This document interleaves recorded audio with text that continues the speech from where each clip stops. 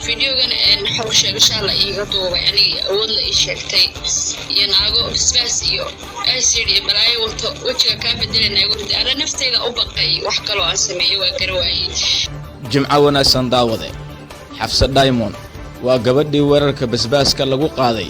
looguna hanjabay in afirteeda hoose laga buuxin doono haddii ay isdiido in muuqaal bahdil ah gacanteeda ay ku duubto ama ay raaligelin ka bixin weyso ay hore ay u geysatay gabadha aan ka hadlayo waa inantaan quruxda badan ee qorqornaanta alla u dhameeyay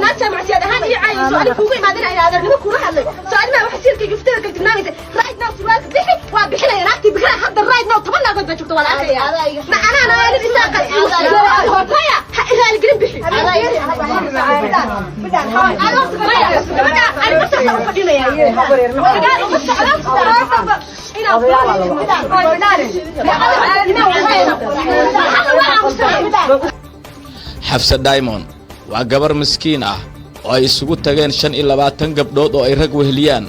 waxaana hogaaminaysay gabadha barta TikTok caanka ku ah magaceeduna uu yahay bidaan qurux waxa ay tabasho ka tahay ay aflagaado ay u geysatay miskiintan afka dheer ee xafsa lagu magacaabo haddaba daawade sidee ayay wax u dhaceen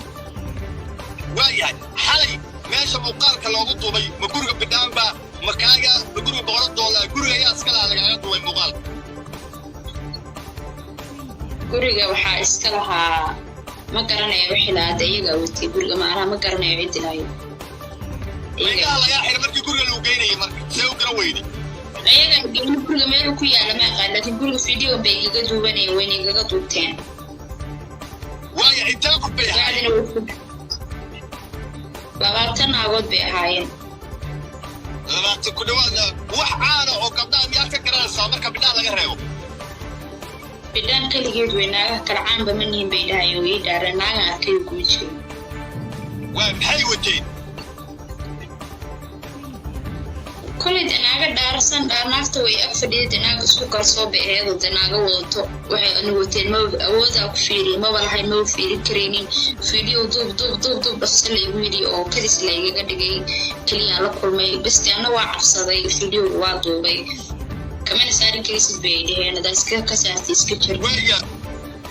in dadka badan wadan qurba ay kugu helaan waa adigoo dad gun ah u jabay oo aan garanaynin qiimaha wada dhalashada magac wadaaga Soomaalinimada miskiintan in ay ku qayliso bas iga dhaha basbaaska baqaygii wuu hurayaa miyeedan bini'aadan ahayn waa fal wuxuushnimo ah oo ay kula dhaqaaqeen hablahan 25 ka raggu ay wehelinayaan abid Soomaali looguma baran dhaqamada amxaariga ah ee laga soo minguriyay wadamadana la jaarka ah wax jirdil ma ku geysteen wax jirdilo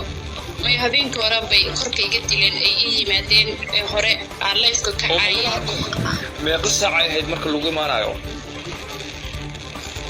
abo salaad cashay yimaadeen albaabka waxay kaga soo baxeen marka ugu horeysay ay ka soo gudbeen dadka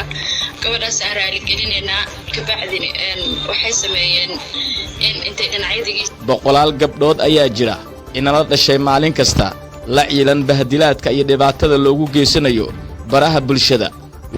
raali gelin haddii codkayga habtabintiisa uu idin noqon waayo mid aad u wanaagsan ugu waxaan ka soo kacay hurdo bye bye